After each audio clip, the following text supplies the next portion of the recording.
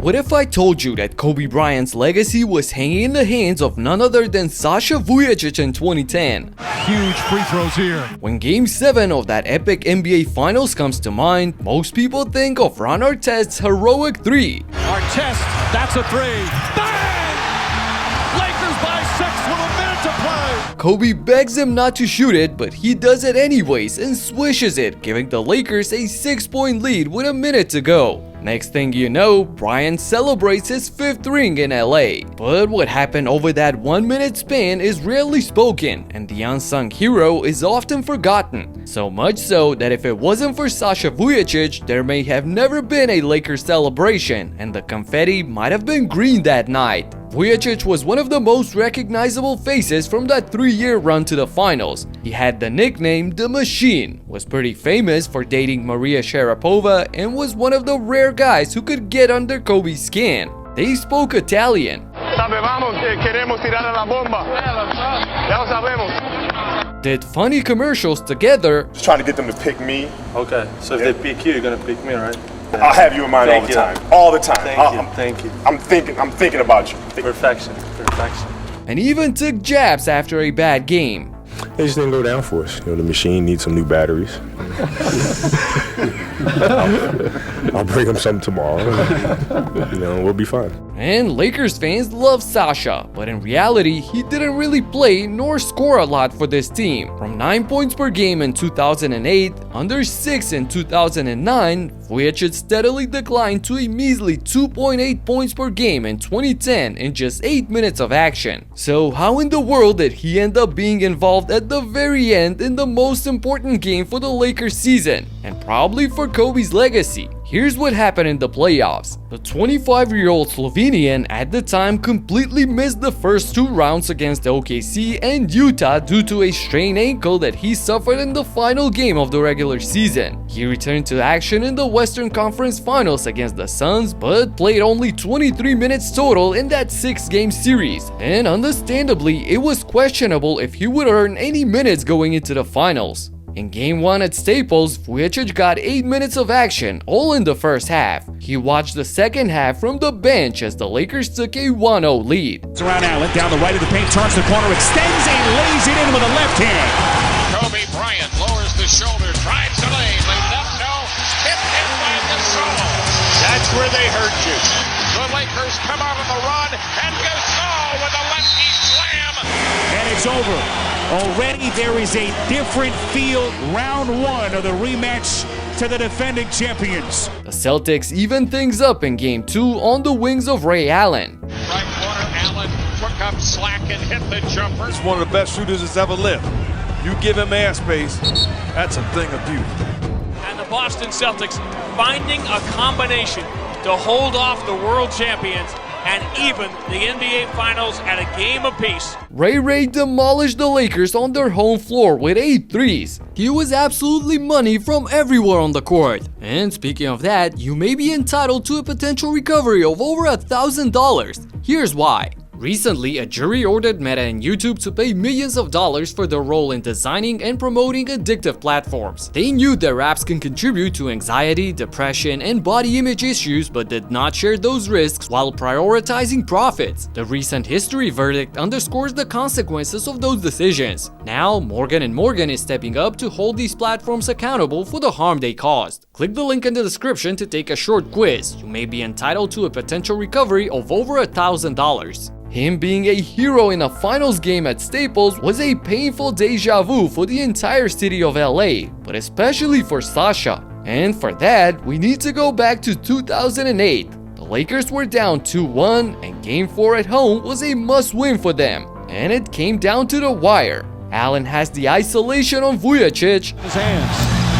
Allen on the drive, gets to the basket, lefty layup, banks it in. That was so bad that it looked like Sasha intentionally allowed an opening for Allen, who just blew right by him. That was the worst defense I've ever played in my life, and it was miscommunication. It was a miscommunication, but that's not an excuse that would heal the heartbreak of Lakers fans. And after a 22-year absence, the Boston Celtics are NBA champions once again. The greatest single-season turnaround in NBA history is complete. So Vujacic and the Lakers were crying for revenge in 2010. And in Game 3, the machine played a crucial role at the end. Up by 5 with 32 seconds to go, Phil Jackson put Sasha in, an 88% free throw shooter till that point of his career. Nobody knew it at the time, but this was a foreshadowing of how the series would end. Moving on, Boston won the next 2 games at home due to the old finals format 2-3-2 and had a chance to win it all in LA. But with their backs against the wall, the Lakers played their best game of the series. Bryant dribbles down the left of the paint, extends to the right, and puts it in all flash. Once again, he's making his own shot. Fires from 3 and hits. Bryant has hit 5 straight shots. It's going to be only the 3rd time in the last 21 years the NBA Finals have gone to a Game 7. Kobe and company blew the Celtics out by 22 points and secured a deciding Game 7. In this 3-game span, Vujacic had about 10 minutes of playing time while posting 4.5 points per game. All of this brings us to the final showdown, a tough, physical, and honestly an ugly game. Bryant on Ray Allen. Shot on Joe Wallace, another rebound, his 8th. Bryant on the pull-up, in and out, and Davis the rebound. Allen all over Bryant. Bryant pulls up, won't go. Garnett the rebound. Kobe had a rough shooting night to say the least, as he went 6 for 24 from the field, but redeemed himself by grabbing 15 rebounds. Bryant's will to win and ability to contribute on the defensive end despite an off shooting night was undeniable. Actually, he was the one that dished out the crucial assist to Ron Artest. That put LA up 79-73 with just over a minute left in the 4th quarter. Lakers fans could feel the victory, but Boston would not surrender. Wallace back out to Rondo. Another 3! Ray Allen from deep in the corner. Ray immediately answers back, and just like that, we're back at a 3-point game with 51 seconds to go. On the next possession, wanting to put the nail in the coffin, Kobe settles for a long contested 3 and misses, but Pau Gasol comes up with the monster offensive rebound before passing it back to Bryant, who gets fouled in the paint. 2 free throws and Kobe makes them perfectly to put LA up by 5 points with 25 seconds to go. However, there's still a lot of time on the clock. And remember, our hero is not even on the floor yet. Doc calls a timeout and draws up another play for Allen that eventually turns into chaos. Allen fires a 3. Short. Rebound lost. Picked up by Rondo. Rondo puts up a 3. Puts it in. Rondo from downtown.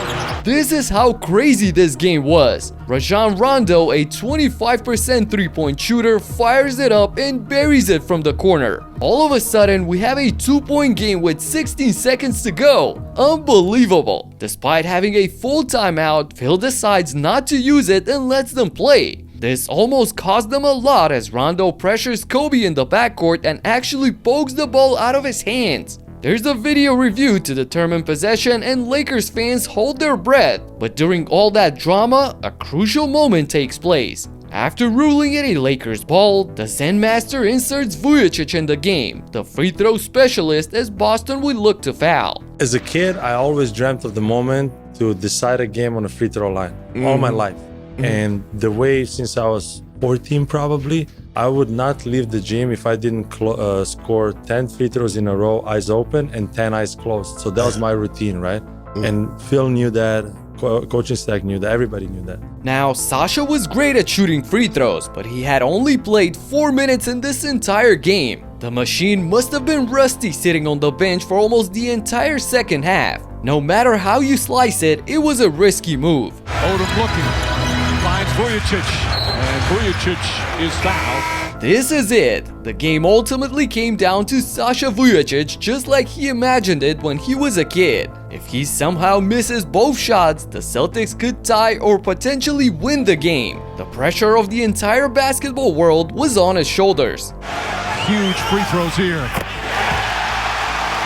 Having to step up, not playing much in a pressure situation. NBA Finals Game 7. Vujacic with a chance to make it a 4-point game. He doesn't let the magnitude of the moment rattle him, calmly knocking the first one down. Still, if he misses the second, Boston could send the game to overtime with a late 3. But Oh, clutch free throws from Sasha Vujacic.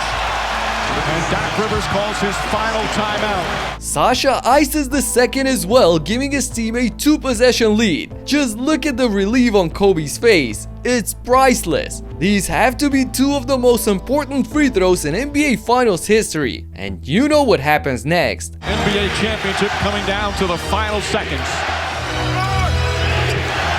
Rondo looking, gets it to Pierce. Pierce turns, back out. Rondo fakes, dribbles, puts up the three. Won't go. Rebound to Gasol, kicks it out to Odom. Odom throws it ahead. The Lakers repeat back-to-back titles. The LA Lakers, the 2010 NBA champions. Partly thanks to Vujacic, we got this lasting image of Kobe chasing the ball with joy, knowing that it's all over. Bryant himself admitted in the post-game interview that with the game on the line, he's looking for Sasha. That's how clutch he was. Sasha steps to the line. He goes bang, bang. 2 critical free throws. Well, I'm very proud of him. He's like a little brother to me. I tease him quite a bit. But one thing about Sasha is that he doesn't lack confidence. I mean, he's not afraid of pressure situations at all. I mean, if there's a guy on the floor that I'm going to pass the ball to hit a game-winning shot after Derek, it's Sasha. Because he just has absolutely no fear whatsoever.